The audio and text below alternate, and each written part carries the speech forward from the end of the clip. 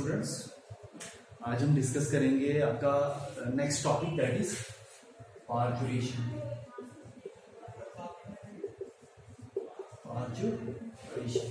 बहुत छोटा टॉपिक है ये, ठीक है। What is parturition? तो प्रेगनेंसी के बाद क्या होता है कि जो फीटस डेवलप हो रहा है, अब वो फीटस जो है वो मदर यूट्रस से बाहर आएगा, वो एक्सपेल आउट करेगा। इसी प्रोसेस को हम कहते हैं parturition. So parturition is what? Parturition is defined as expulsion of fully formed fetus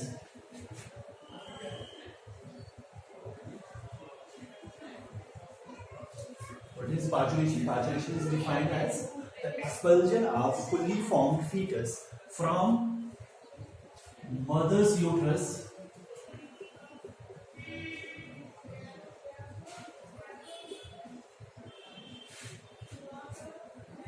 after completion of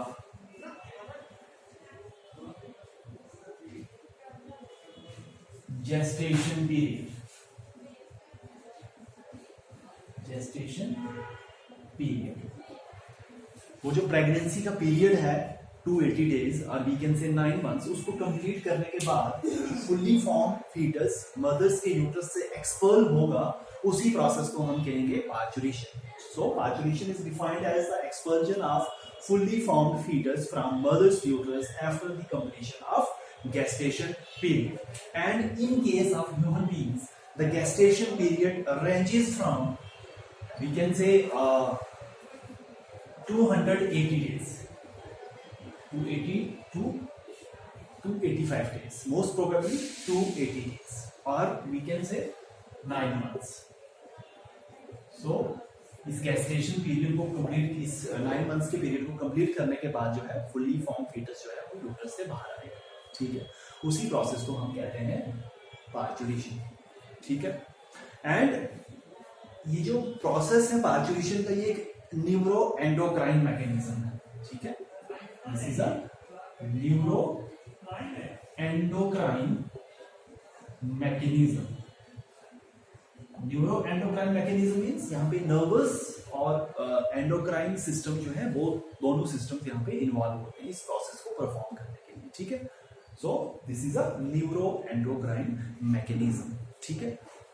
जो फुल्ली फॉर्म्ड फीटस जो डेवलप हो रहा है, अब उसको बाहर आना है, वो फुल्ली फॉर्म्ड फीटस और प्लेसेंटा ये कलेक्टिवली मिलके रिलीज करते हैं एक फैक्टर को जिसका नाम है, we can say, fetal ejection factor.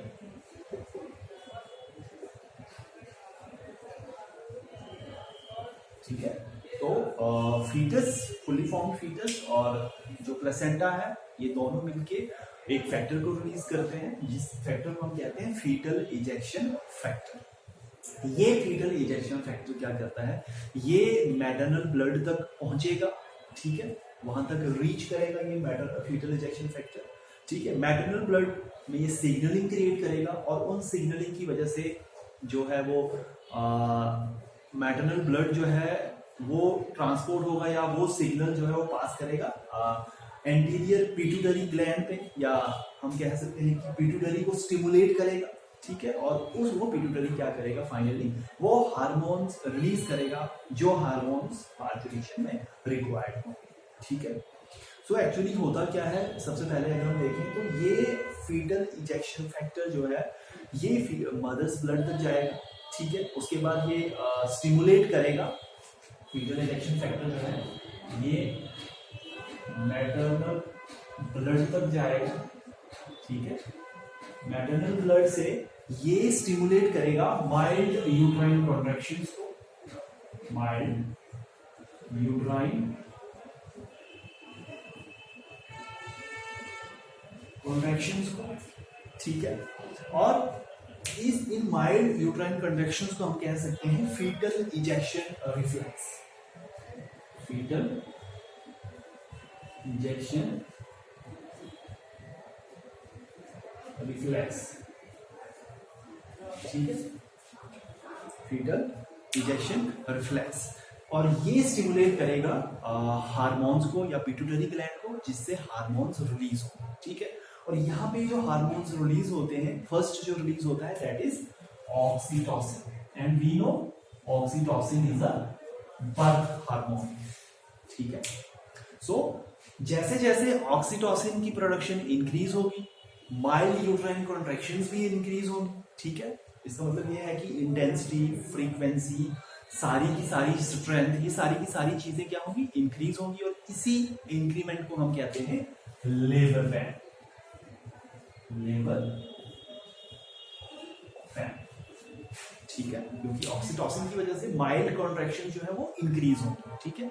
और फाइनली क्या होगा, इन माइल्ड कॉन्ट्रैक्शंस की वजह से जो है इंटेंसिटी, स्ट्रेंथ, ये सारी चीजें जो है, फ्रीक्वेंसी वगैरह, ये सारी चीजें इंक्रीज करेंगी।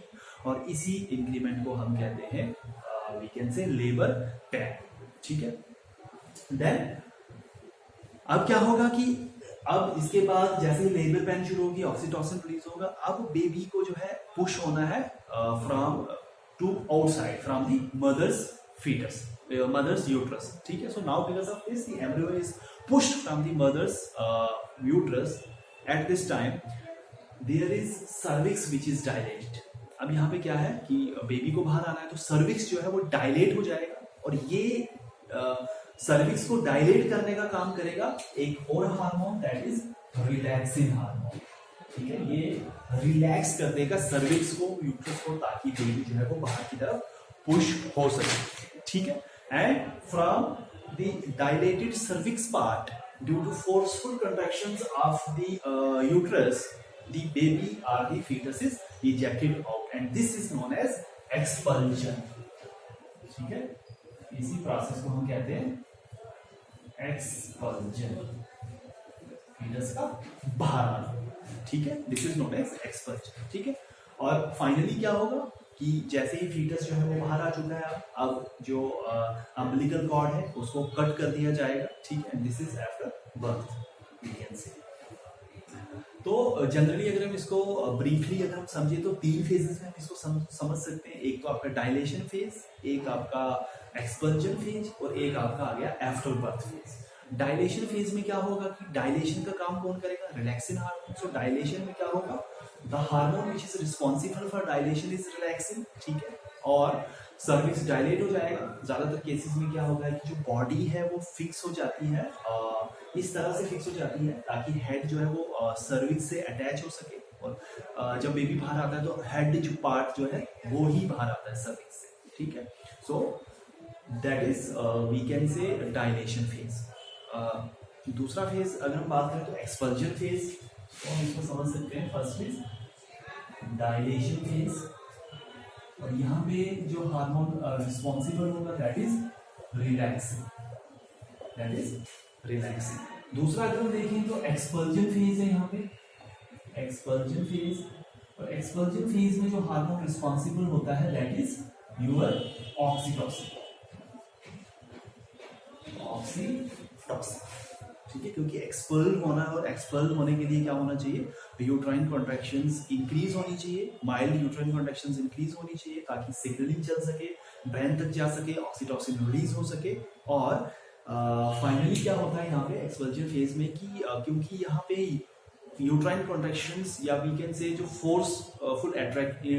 फोर्सफुल जो अट्रैक्शंस हैं, या हम कह सकते हैं कि जो लेबर पेन है वो इतनी ज्यादा हाई होती है कि जो एमनियन वी कैन से जो एक्स्ट्रा एम्ब्रियोनिक कैविटी है which is known as amnion, वो रप्चर होती है, एमनियोटिक फ्लूइड बाहर आएगा, और it is normally the head which comes, ठीक है। So the expulsion of the fetus takes place and umbilical cord is cut, umbilical cord is last. Birth के बाद क्या होगा कि it is actually loss of placenta, birth के बाद placenta loss हो जाएगा, ठीक है। And after birth we can से there are sudden change in the ejection of the there is a size of the uterus, ठीक है। जो क्योंकि डायलेशन हुई है, सर्विक्स जो है उसका थोड़ा सा जो साइज है वो इंक्रीज हुआ है, ठीक है। और कुछ टाइम के बाद वो यूट्रस जो है, सर्विक्स जो है, उसका जो साइज है वो वापस अपनी पोजीशन पे आ जाएगा, ठीक है।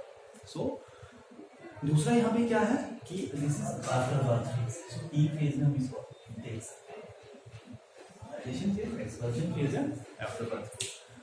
जैसे ही बेबी बाहर आएगा, अम्बिलिकल कार्ड को कट कर दिया जाएगा, ठीक है।